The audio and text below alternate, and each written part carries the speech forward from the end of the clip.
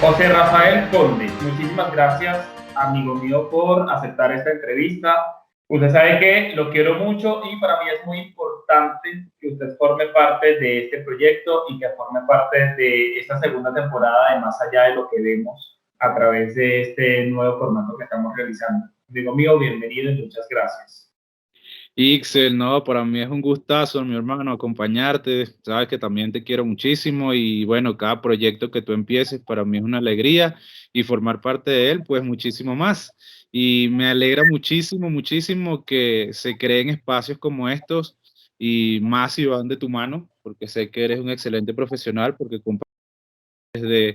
desde la creación del personaje hasta el personaje que hoy eres. Así que, Desde tiempos inmemoriales. sí.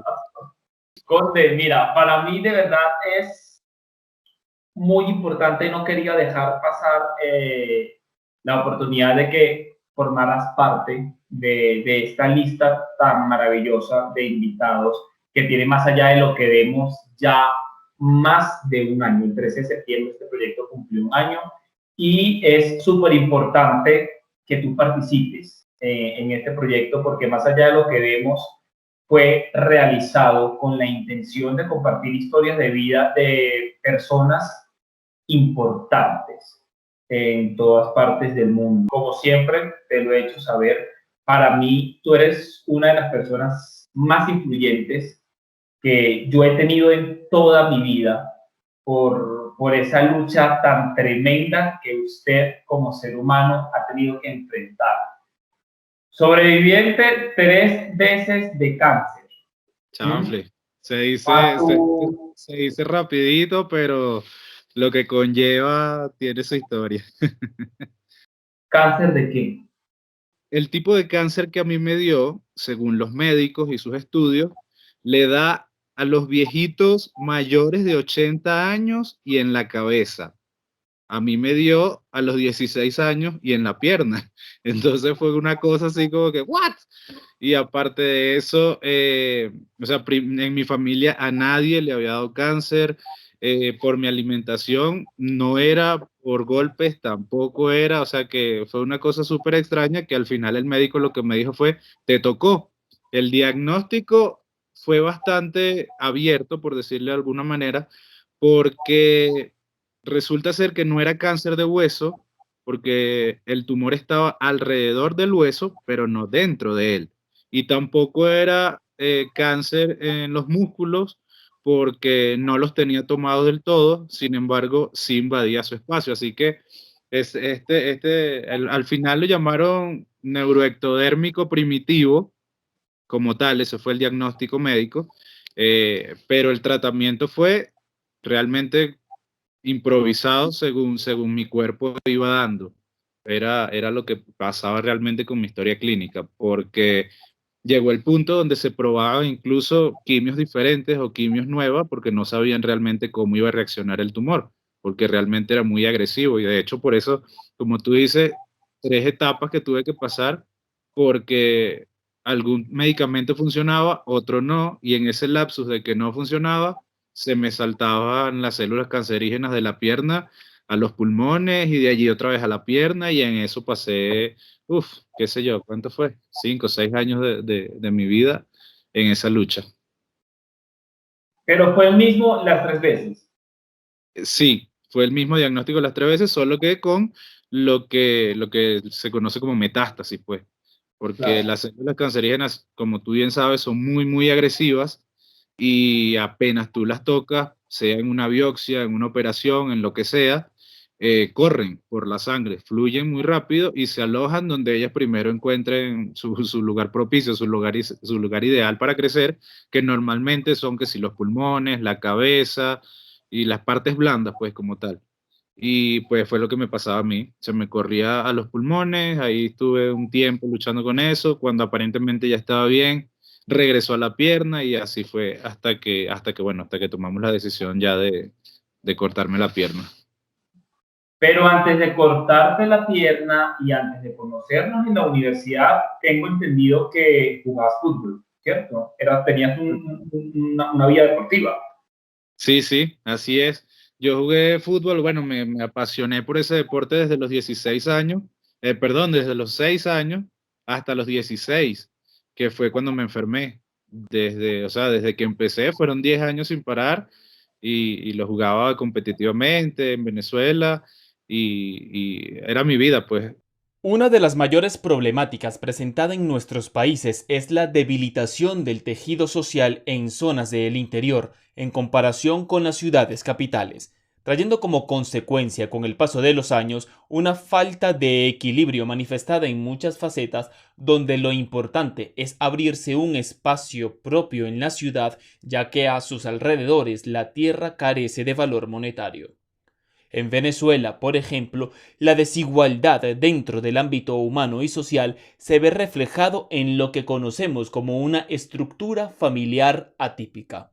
Esto debido a que la pareja como institución es muy débil y el resultado ha sido una notable inestabilidad donde luego de la procreación la pareja se disuelve.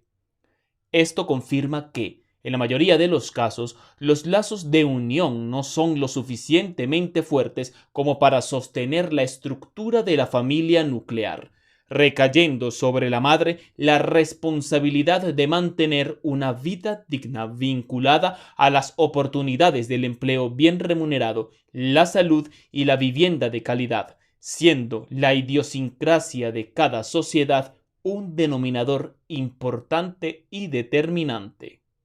Por ese mismo corre-corre y por ese mismo centralismo que tenemos allá en Venezuela, todas las cosas, digamos, hospitales importantes, clínicas importantes, estaban en la ciudad de Caracas. Entonces, mi tratamiento y mis operaciones las realicé allí. Entonces, en un principio, yo iba y venía, pero para que caigamos en cuenta, de Caracas a Calabozo son más de 6 horas y aparte de eso, en las condiciones en las que yo estaba por la enfermedad, no podía viajar en bus. Entonces tenía que estarlo haciendo o en carro particular o en taxi, ya te imaginarás el alto costo que representaba esto. Llegó el punto en bueno, que mi mamá, que era la que administraba todo eso, me dijo, mira, José, yo creo que lo mejor es que nos quedemos en Caracas al menos por el tiempo de tu tratamiento. Y eso se alargó 6 años. Así que durante 6 años empezamos a hacer vida y a hacer, bueno, ya nuestra vida distinta a como era antes, porque nos cambió en todos los aspectos, nos cambió para todo, allá en Caracas y ya listo, ahí me quedé.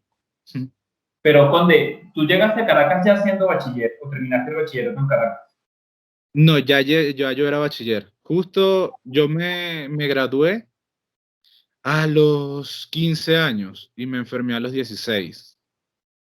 Y tenía un añito allí apenas de estar disfrutando y ya estaba viendo mi futuro y ¡pam! Me cayó la sorpresa. En noviembre, para ser más exacto. Y tu futuro fue otro a partir de ese momento.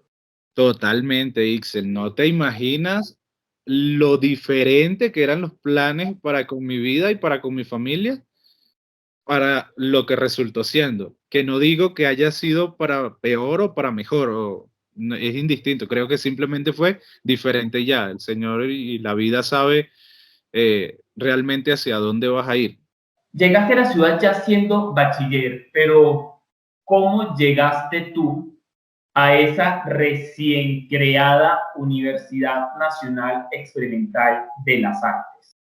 Estando enfermo de cáncer, en pleno tratamiento de quimio, luego de haber tenido una prótesis en la pierna que le había quedado pequeña, caminaba con la punta de la pierna, tenía un bastón independiente, andaba con su mamá que mide como 35 centímetros. ¿Cómo llegaste a la universidad? Siendo el Conde que llegaste, que no es el mismo Conde que eres. Sí, sí, no te imaginas la fibra que acabas de tocar, o sea, pintándome toda esa película, porque realmente para mí, perdón, realmente para mí fueron momentos increíbles, increíbles, Ixel, porque en ese momento y esa imagen que tú estás pintando, que estás dibujando, fue el comienzo de mi vida, ¿sabes? porque yo me morí como 3 veces en el hospital y 3 veces me regresaron para acá. Fue increíble, fue impresionante. Y todo eso que tú me acabas de comentar, me acaba de evocar un montón de sentimientos porque fue las primeras veces que yo volví a salir a la calle con la ilusión de seguir vivo. Fue increíble, de verdad fue. Y bueno, y mi mamá estaba allí conmigo porque ella fue la que padeció y luchó a mi lado de principio a fin. Y bueno, yo me imagino que para ella tampoco era fácil después de haberme visto vivir lo que viví y morir como morí. No, me imagino que no fue fácil para ella soltarme otra vez, ¿sabes? Porque, bueno, complicado, la vida es complicada y después de atravesar situaciones como esa, sin querer romantizar el hecho de estar enfermo, te cambia muchas perspectivas. Es que, o sea, para contextualizarlo un poco, el estar enfermo, sea de cáncer o de cualquier otra enfermedad catastrófica, te cambia muchísimo las perspectivas que tú tienes de la vida. Empiezas a ver la vida de manera diferente. Y creo que como yo, el José que tenía 15 años, pensaba muy, muy distinto y muy, digamos, superficial con respecto a las cosas, claro, con respecto a las cosas de la vida, claro, también era un adolescente, no sabía ni siquiera qué era lo que iba a hacer con mi vida, pero no tenía aspiraciones un poco más allá. Así que mientras estuve en ese hospital, el tiempo que tienes para pensar es muchísimo. Piensas en cosas buenas, piensas en cosas malas, piensas en cosas peores, pero afortunadamente dentro de esas buenas, por las causalidades de la vida, llegué a conocer gente muy, muy, muy rica en conocimiento, muy importante en cuanto a las cosas que ellos hacían, entre ellos muchos artistas de artes plásticas, de música, de diseño teatral, y fueron ellos los que me fueron metiendo por allí el gusanito artístico. En nuestros países, generar prácticas que consoliden una corriente vivencial de pensamiento solidario socialmente responsable no significa solamente cumplir de manera las obligaciones jurídicas, sino también ir más allá del cumplimiento invirtiendo en el capital humano, el entorno y las relaciones interpersonales, para así reforzar el hecho de que las personas puedan percibir el desconsuelo y el dolor ajeno y sean capaces de ponerse en el lugar del otro, logrando que se esté dispuesto a solidarizarse para mitigar y remediar situaciones que aquejan a todos por igual, es decir, a ser empáticos con el prójimo. Para nosotros fue, por lo menos para mí, fue algo muy impactante, muy impresionante y muy educativo el hecho de estudiar con una persona como tú, porque pues vivimos tus otras dos recaídas del cáncer. Ujú. Recuerdo incluso haber estado contigo en la clínica cuando decidiste amputarte la pierna, pero ¿cómo fue para ti estar rodeado de tantos jóvenes que teníamos la cabeza de este tamaño, procesando tanta información? ¿Cómo fue para ti entender ese primer encuentro? Mira, realmente para mí fue muy, o sea, sobre todo el primer semestre fue a estudiar una materia que se llamaba solución de problemas en el arte. Era una cosa toda muy, muy, muy rara, muy rara. Pues sobre todo para los que estábamos empezando en ese mundo. Eh, Como te decía hace un momento, como para mí fue empezar a vivir de nuevo, creo que llegué un poco con el vaso vacío. De repente, si yo hubiese llegado totalmente sano, Ixel, yo creo que yo me hubiese retirado a la tercera semana de estar en la universidad, te lo juro. Porque uno viene, cosa, en la juventud normalmente lleva prejuicios, de acuerdo también a cómo te formen en tu casa, como te decía, mi mamá es una señora muy conservadora, y por allí, en ese mismo camino, en esa misma onda, ¿será que yo voy a poder hacerlo? ¿Será que me voy a, ¿cómo se llama? A engranar con ellos. Además, yo los veía todos que tenían unas capacidades tremendas y ya todo el mundo estaba como casi claro en lo que quería en su vida. Yo apenas estaba sabiendo que Carrizo era un escenario, yo apenas estaba escuchando por primera vez quién era un fulano Stanislavski. Entonces, yo estaba, chamo, pasando un miedo impresionante, pero que las palabras justamente de Dairo Piñeres me hicieron encauzar para bien ese miedo, ese temor y esas dificultades físicas que se me podían presentar. Porque, por supuesto, los ejercicios teatrales a veces son un poco complicados. Pregunta importante que no puedo dejar de hacerte. ¿Cómo te sentías más cómodo tú haciendo teatro? ¿Cuando tenías las dos piernas o a partir de que tenías una? Porque recuerdo claramente que cuando a tus amigos, pues a tus compañeros nos dijiste que ibas a amputarte la pierna, dijiste que para ti era mucho más inútil una pierna que no podías flexionar, porque recordemos que la última lesión que tú tuviste, bueno, la última hasta donde yo pude compartir contigo antes de que te fueras del país, de ahí para acá, yo no sé si has tenido otra lesión. No creo que hayas tenido otra lesión en la pierna debido a que ya no tienes. Puede ser. O sea, tú nos dijiste que te sentías que te sentías muy incómodo, pues, con una pierna que no podías flexionar.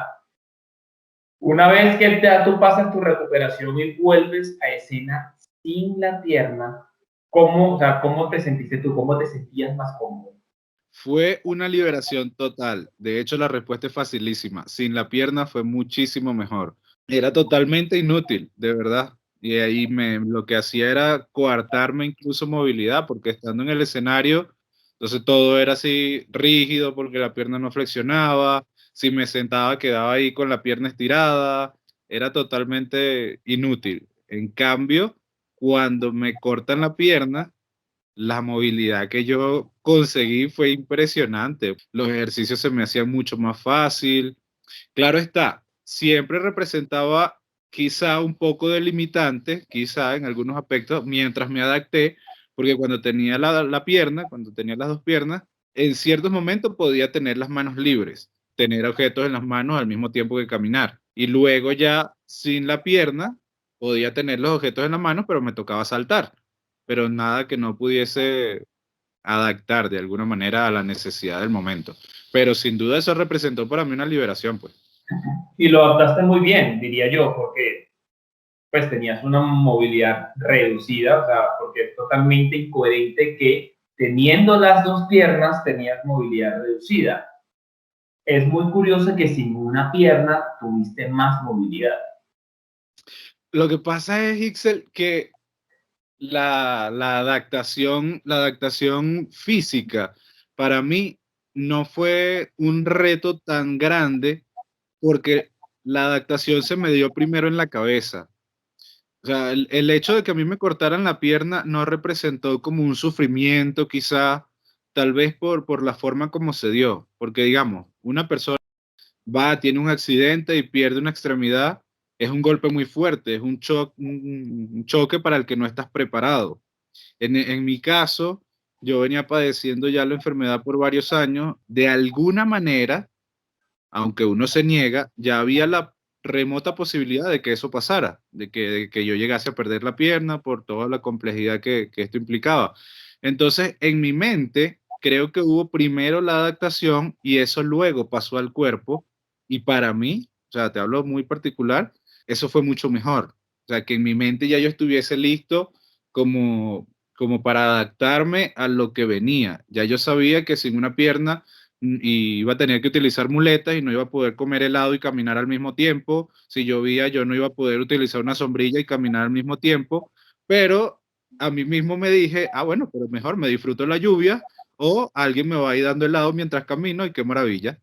Entonces, en mi cabeza hubo una adaptación que fue, en este momento de verdad no recuerdo si fue compleja, si fue dolorosa, de verdad que no lo recuerdo porque hay muchos momentos que se borraron de mi cabeza, pienso que por el mismo tratamiento y todo eso, pero que al momento de llevarlo al cuerpo se me hizo sencillo, vamos a decirlo así, sencillo con la complejidad que eso implica, pero lo disfruté muchísimo, Excel, lo disfruté muchísimo. Ni te imaginas la felicidad que yo sentía cuando estaba en el escenario y lanzaba las muletas a un lado y rodaba por ese escenario, saltaba, caminaba con las manos, En fin, hacía un montón de cosas que estoy 1000% seguro que no hubiese podido hacer si hubiese tenido la pierna, de verdad.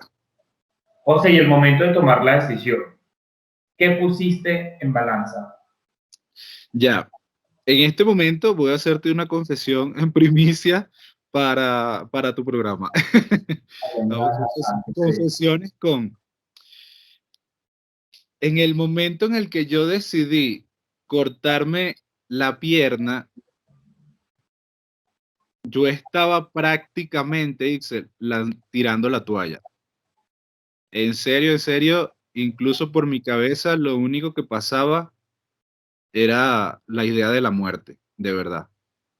Porque eso fue una de las tantas recaídas que tuve y ya llevaba más de 5 años recibiendo tratamiento, ya llevaba más de 5 años viviendo prácticamente en un hospital, porque solo salía, qué sé yo, cuando me tocaba ir a una clínica a hacerme un estudio y regresaba otra vez a la cama del hospital. Eso era mi vida básicamente. Y bueno, estaba en la universidad, pero tú veías los padecimientos que tenía. Incluso esa vez tuve que perder incluso un semestre porque ya no podía con la pierna. eh, y ya yo estaba prácticamente rindiéndome, de verdad. Y como tú dices, la decisión de cortarme la pierna no era una implicación médica, porque incluso los doctores decían, no, pero tú eres un chamo, todavía puedes seguir batallando, todavía puedes seguir luchando. Pero una de las cosas que puse en la balanza, como tú me preguntas, es qué calidad de vida tenía yo en ese momento, si es que se le podía llamar calidad de vida, al vivir metido en un hospital con la zozobra de saber si te vas a morir o no, viendo a compañeros y amigos morir al lado tuyo, y por el otro lado, ¿qué beneficio me estaba trayendo eso? Ninguno. Ah, ok, estéticamente tenía las dos piernas, pero ¿y cuál era el beneficio de eso, de tener esas dos piernas si una era prácticamente inútil y lo que me traía más bien era enfermedad? O sea, porque yo me la pasaba era solo, como dice, recibiendo tratamiento, recibiendo tratamiento, recibiendo tratamiento. O sea, que no había una funcionalidad ni una felicidad que eso me estuviese dando. Entonces, yo le recuerdo haberle comentado a mi mamá que ya yo estaba cansado, que ya estaba harto de todo lo que estaba pasando, pues de todo lo que estaba viviendo. Y creo que es algo, no sé si para justificarme o qué, pero creo que es algo totalmente válido el sentir eso en algún momento. Y estoy seguro que la gente que ha pasado por una dificultad en algún momento se ha tropezado con esto de ya no querer más. Pero bueno, uno consigue fuerza de algún lado, no sé de dónde, para seguir. Esta balanza de la que tú me hablas fue eso, o sea, seguir teniendo una supuesta calidad de vida, pero que al final ni siquiera es vida, o dar un paso drástico y ver qué pasa luego. Pues yo le dije a mi mamá, no quiero recibir más quimioterapia, ya no quiero seguir metido en el hospital, yo quiero estudiar, quiero seguir compartiendo con mis amigos, de hecho ya conocí a muchos de ustedes, quiero hacer cosas en mi vida, cosas que no podía en el hospital. Y bueno, tomé la decisión en ese momento. En el ambiente se palpan los retos que la juventud lanza a la sociedad y van surgiendo en cada momento las demostraciones de capacidad organizacional de sus propias actividades. Por ende, considerando la responsabilidad social como un acto libre de voluntad, como la obligación y el deber de contribuir a una sociedad más justa, se busca por medio de las diferentes formas de asociación que se aspiran con las comunidades proteger el sentimiento y compromiso ante los demás, decidiendo encaminar a todas ellas en busca de la solución a problemáticas con el fin de mejorar, dentro de las posibilidades, las condiciones de vida y la satisfacción de necesidades por mantener siempre una calidad de excelencia. Te cortaste la pierna y pasó algo fenomenal. Empezaste a hacer danza, audicionaste, quedaste, viajaste, bailaste, conociste, volviste, te ganaste un premio, te casaste. Lo voy a dejar hasta te casaste, porque después uno se reproduce y muere. No queremos llegar a Cuéntame todo ese río de cosas positivas que trajo para ti quitarte una pierna. Ni yo me lo creía, Ixo, porque empezaron a suceder cosas como tú dices, que una persona con discapacidad iba a tener las posibilidades de ver la vida de otra forma, que iba a tener la posibilidad de probar cosas nuevas y que iban a ser para, ni siquiera para mejor, sino para la excelencia. Y así como dices, conocí gente maravillosa que me iba como abriendo los ojos, porque no solo fue en la parte física descubrirme a mí mismo cómo hacer cosas nuevas, sino también en la parte mental, pero que gracias a todos los que me rodearon, entre ellos muchos de ustedes, pude ir abriendo los ojos y entendiendo que las posibilidades eran infinitas. Y bueno, conocí entre ellos a una genial profesora de la universidad, Alejandra Peña. Ella estaba en un grupo de danza de personas con discapacidad y ella me dice, no, vale, pero ven, probemos. Uno nunca sabe qué sale de allí. Pero cuando llego al casting del que tú me estás hablando, me encuentro con una chica en silla de ruedas. El colmo para mí fue que cuando llego al casting, la directora del espectáculo y coreógrafa, y además en ese momento directora del casting también, era una señora alemana y la pana Ixel no tiene músculos en su cuerpo. Y aún así es coreógrafa, es una mente brillante para los espectáculos, es inteligentísima, habla un montón de idiomas. Lo cierto es que, bueno, de ahí empezó un sueño para mí, básicamente.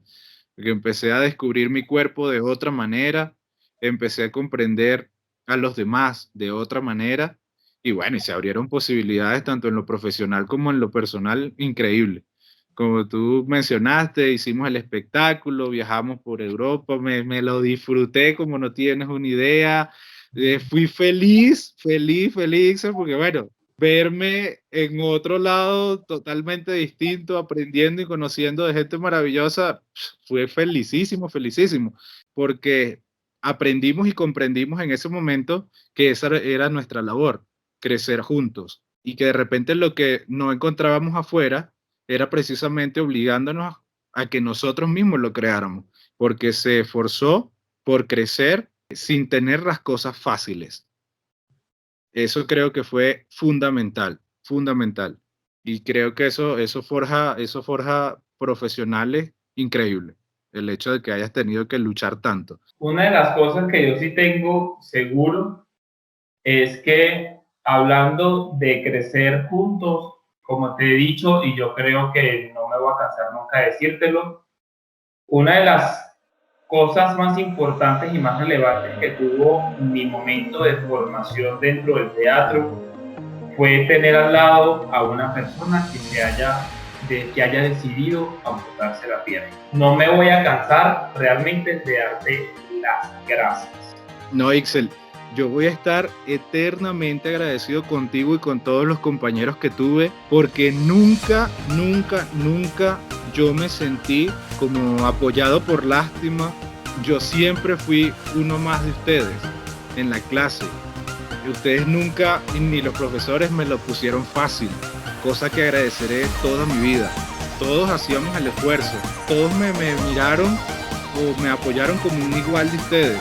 Y algo que voy a apreciar muchísimo es que me vieron así, que a pesar de que a mí me faltaba la pierna, ustedes me vieron como un compañero más.